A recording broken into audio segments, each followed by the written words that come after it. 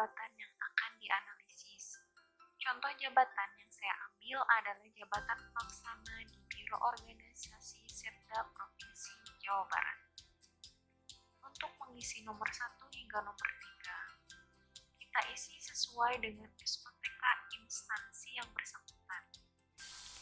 Selanjutnya adalah ikhtisar jabatan.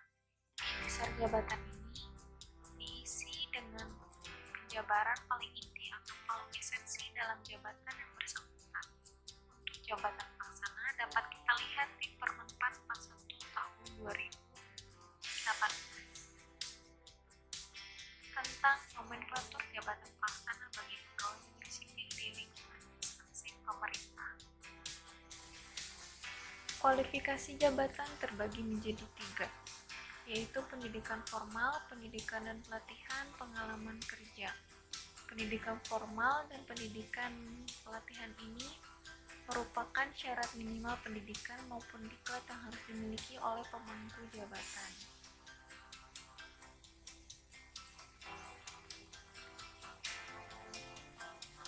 Selanjutnya adalah tugas pokok. Tugas pokok terbagi menjadi 1, 2, 3, 4, 5, 6 poin yang harus diisi. Uraian tugas merupakan penjabaran dari ikhtisar jabatan. Sedangkan hasil kerja merupakan output yang dihasilkan dari uraian tugas. Output yang dihasilkan dapat berupa dokumen atau telaahan. Jumlah hasil dalam kurun waktu setahun merupakan hasil output yang dihasilkan dari uraian tugas selama setahun. Sedangkan waktu penyelesaian merupakan estimasi waktu yang dibutuhkan dalam menyelesaikan uraian tugas. Sedangkan waktu efektif adalah 1250.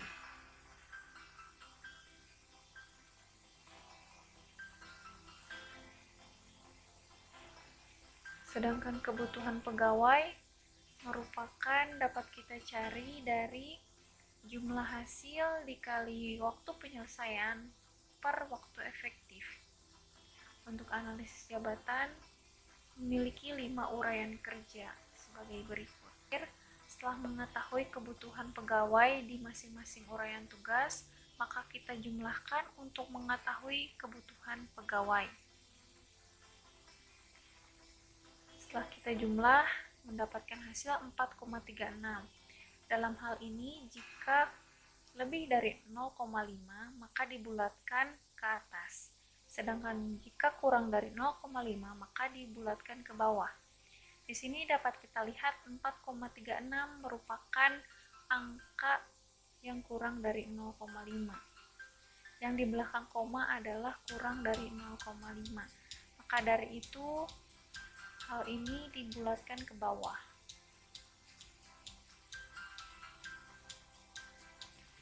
Selanjutnya adalah hasil kerja. Hasil kerja merupakan keluaran atau output kerja jabatan dengan ukuran kuantitas, kualitas, waktu dan atau biaya yang dapat berupa benda, jasa, dan informasi. Sesuai dengan uraian tugas yang kita ketahui berjumlah 5 poin, maka hasil kerja pun harus berjumlah 5 poin. Oleh karena itu, kita buat menjadi 5 poin. Selanjutnya adalah bahan kerja. Bahan kerja merupakan bahan-bahan yang digunakan dalam melaksanakan tugas, misalnya database, surat perintah, maupun laporan, dan lain sebagainya. Kemudian ada perangkat kerja. Perangkat kerja merupakan sarana atau peralatan kerja yang digunakan dalam melaksanakan tugas. Misalnya, komputer, internet, stetoskop, maupun peraturan perundang-undangan, juklak atau juknis, maupun SOP. Seperti yang kita ketahui, uraian tugas analis jabatan terdiri dari 5 poin, maka perangkat kerja yang digunakan harus berjumlah 5 poin juga. Selanjutnya adalah tanggung jawab. Tanggung jawab merupakan kewajiban yang melekat pada jabatan. Di sini terdapat kata kunci yang dapat memudahkan kita dalam mengisi kolom tanggung jawab. Seperti yang kita ketahui, uraian tugas analis jabatan terdapat 5 poin. Oleh karena itu, tanggung jawab juga harus sesuai dengan uraian jabatan, yakni 5 poin. Selanjutnya adalah wewenang, yakni hak pemegang jabatan untuk mengambil keputusan. Di sini juga terdapat kata kunci untuk memudahkan kita dalam mengisi kolom wewenang. Selanjutnya adalah korelasi jabatan, di mana hubungan kerja yang terkait dengan jabatan vertikal, horizontal, dan diagonal. Analis jabatan merupakan jabatan pelaksana, sehingga memiliki korelasi jabatan dengan satu klik di atasnya, yakni Kepala Subbagian Analisis Jabatan dengan instansi Subbagian Analisis Jabatan. Dalam hal ini, pelaksana memberikan laporan dan meminta arahan terkait pelaksanaan tugas. Selanjutnya adalah kondisi lingkungan kerja, merupakan keadaan tempat bekerja. Kita dapat mengisi kolom ini sesuai dengan deskripsi yang ada di lapangan. Selanjutnya adalah resiko bahaya, merupakan penyakit atau kecelakaan fisik yang dapat ditimbulkan sebagai akibat pelaksanaan tugas. Selanjutnya adalah syarat jabatan. Syarat jabatan ini dapat kita lihat di Permen PAN nomor 1 tahun 2020 tentang pedoman analisis beban kerja dan analisis jabatan.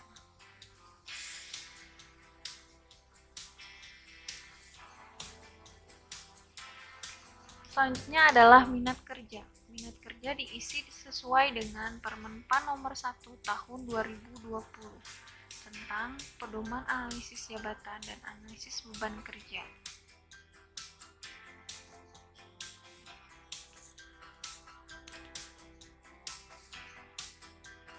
Upaya fisik kita isi dengan Permen PAN nomor 1 tahun 2020 tentang pedoman analisis jabatan dan analisis beban kerja. Selanjutnya adalah kondisi fisik dan fungsi pekerja. Hal ini juga diisi sesuai dengan Permen PAN nomor 1 tahun 2020.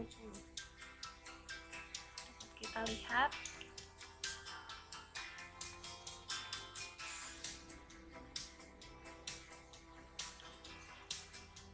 berikut. Berikutnya ada prestasi kerja yang diharapkan. Prestasi kerja yang diharapkan bernilai baik dan sangat baik sesuai dengan peraturan perundang-undangan. Untuk analis jabatan, prestasi kerja yang diharapkan adalah sebagai berikut.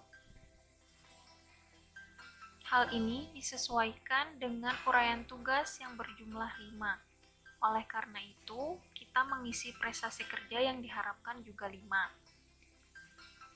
Selanjutnya adalah kelas jabatan. Kelas jabatan merupakan tingkatan pangkat jabatan sesuai dengan bobot jabatan langsung tanggung jawab yang telah ditetapkan oleh peraturan perundang-undangan. Untuk analis jabatan sendiri menduduki kelas jabatan 7. Setelah mengisi 17 butir informasi jabatan di atas, selanjutnya akan ditandatangani oleh atasan langsung, juga pembuat analisis jabatan. Sekian kiranya, semoga tutorial petunjuk pengisian Anjap ABK dan analisis beban kerja ini dapat bermanfaat. Wassalamualaikum warahmatullahi wabarakatuh.